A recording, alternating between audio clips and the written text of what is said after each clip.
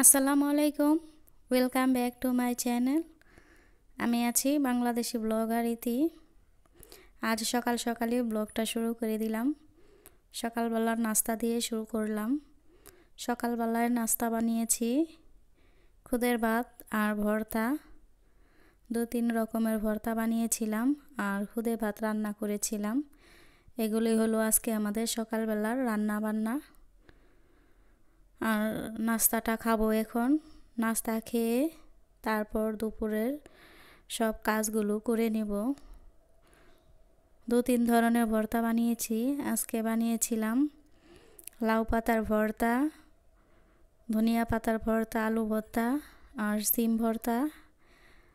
এইসব ভর্তা দিয়েই খুদে ভাত খাবো। ভর্তা দিয়ে কিন্তু খুদে ভাত খেতে খুবই মজা লাগে।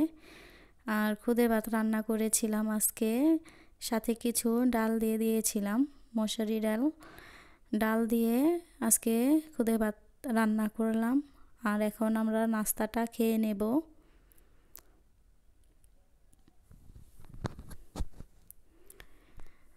সবাই বসে পড়েছি নাস্তাটা খাওয়ার জন্য। আর মাশাআল্লাহ খুদে ভাত ভর্তা খুবই মজা হয়েছিল। আমরা তো খুব মজা করে খেলাম।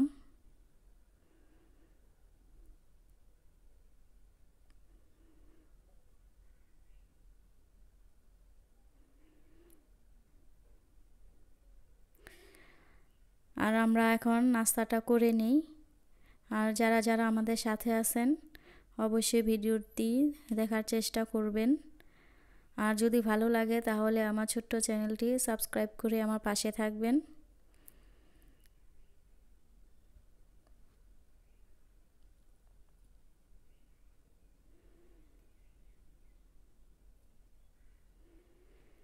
সকালের নাস্তা তো করে নিলাম। নাস্তা খাওয়ার পরে চা বানিয়েছিলাম, চাও খেয়ে নিলাম। তারপর তো অনেক কাজ থাকে, সকালবেলার কাজ, ঘর মোছা, থালাবাটি ধোয়া, গোছানো গাছানো অনেক কিছুই থাকে। আর রান্নার আয়োজন করতে হবে, সেগুলো তো গুছিয়ে নিতে হবে। কাজ ছাড়া তো কোনো কথা নেই, প্রতিদিন সকালে উঠে কাজ করতে হয়। সব সংসারে কম বেশি কাজ থাকে, সবারই করতে হয়। এমনভাবে আমরাও করি। আর সকালে কাজ টাজ করে রান্নার মধ্যে তো চলেই আসলাম। রান্না করলাম লাউ শাক। মেজো আপা এসেছিল, লাউ শাক দিয়েছিল। সেই লাউ শাকগুলো কেটে রেখেছিলাম, আজকেই রান্না করলাম। শাকগুলো রান্না করে নিলাম। আর আজকে রান্না করব চিকেন কুরমা। আমি কুরমাটা আজকে রান্না করব, কিভাবে রান্না করি সেটাই আপনাদের সাথে শেয়ার করব। যদি ভালো লাগে তাহলে অবশ্যই দেখতে থাকবেন ভিডিওটি। আর কুরমা রান্না করার জন্য আমি মুরগির মাংস নিয়ে নিয়েছি। আর মুরগিটা দই দিয়ে আগেই মাখিয়ে রাখতে হবে, টক দই দিয়ে। দই তো ঘরে ছিল না, আমি দুধের মধ্যে লেবু দিয়েছিলাম, টক দই হয়ে গেছে। সেই টক দই দিয়ে অনেকক্ষণ মাখিয়ে রাখলাম, আধা ঘন্টার মতো। সাথে লবণ দিয়ে মাখিয়ে রাখলাম। তারপরে রান্না করতে চলে আসলাম। আর আজকে মুরগির মাংসের কুরমাটাই রান্না করব। আর সাথে আছে শাক ভাজি। এগুলোই হলো রান্না।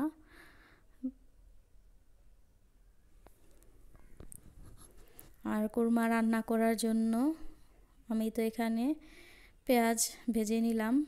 আর কিছু পেঁয়াজ আর কাঁচামরিচ আমি বেটে দিয়েছি। পেঁয়াজটা বেটে দিলাম একটু ঝোলটা ঘন হওয়ার জন্য। কুরমাটা এমনভাবে রান্না করব আর কি, এর জন্য বেটে দিলাম। আর আদা রসুনের পেস্টও দিয়ে দিলাম। আদা রসুনের পেস্টও একটু বেশি দিলাম, যেহেতু কুরমা রান্না, এই কারণে। আর এখন আমি পেঁয়াজ আর কাঁচামরিচ বেটে রেখেছিলাম, সেটাও দিয়ে দিলাম। এগুলো দিয়ে পানি দিয়ে আমি একটু কষিয়ে নেব, কাঁচা ভাবটা চলে যাওয়ার জন্য।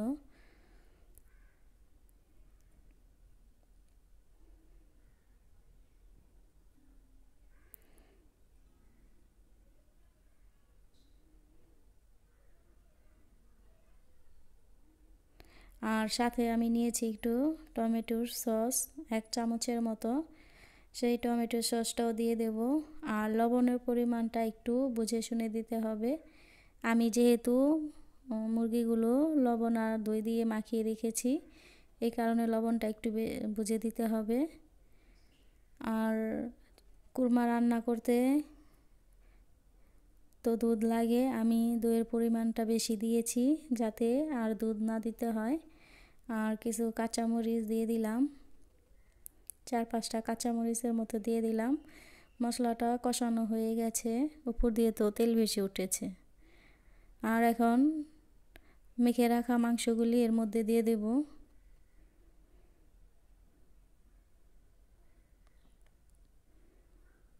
আর চিকেন কোরমাটা রান্না করতে খুবই সহজ, খুব সহজভাবেই রান্না করে ফেলা যায়। আর বাচ্চাদেরও খুবই পছন্দের এই রান্নাটা, যে কোনো সময় রান্না করে ফেলা যায়। এভাবে করে রান্না করলে কিন্তু বেশ ভালো লাগে। আর আজকে এভাবে করে রান্না করার চেষ্টা করলাম।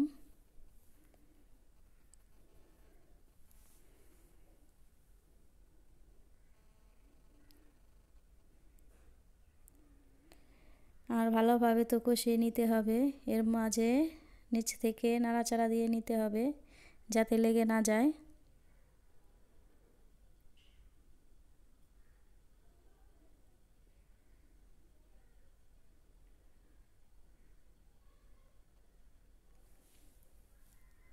কষানো হয়ে গেছে, আর আমি এখন ঝোল দিয়ে দিব।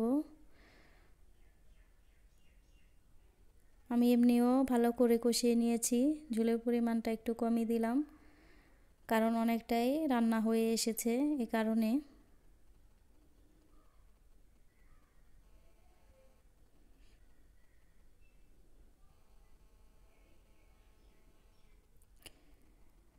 এই তো রান্না হয়ে এসেছে, দেখুন কতটা সুন্দর হয়েছে চিকেন কুরমা রান্না।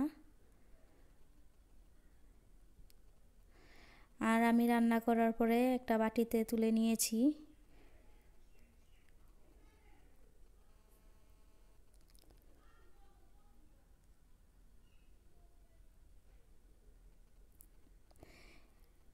এই চিকেন কুরমাটা রান্না অতি সহজভাবে রান্না করে দেখালাম, খুবই সহজ করে। এভাবে করে আপনারা চাইলেই ঘরে বসে রান্না করে ফেলতে পারেন।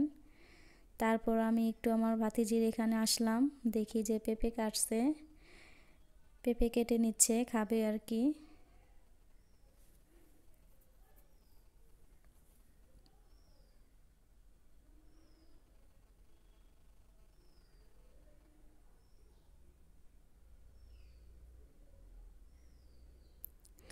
তারপরে তো আমি রুমে চলে আসলাম, এখন একটু ছাদে যাব। ছাদে কাপড় শুকা দিয়েছি, সেগুলো আনতে হবে, অনেক রোদ উঠেছে। কাপড়গুলো নিয়ে যাব এখন।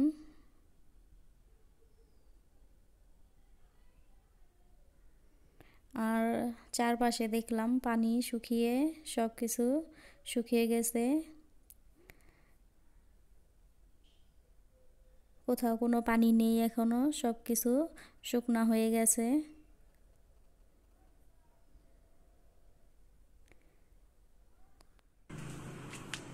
আর ছাদের উপরে গাছ আছে, নোনা ফল গাছ, এই গাছে কিছু ফল ধরেছে।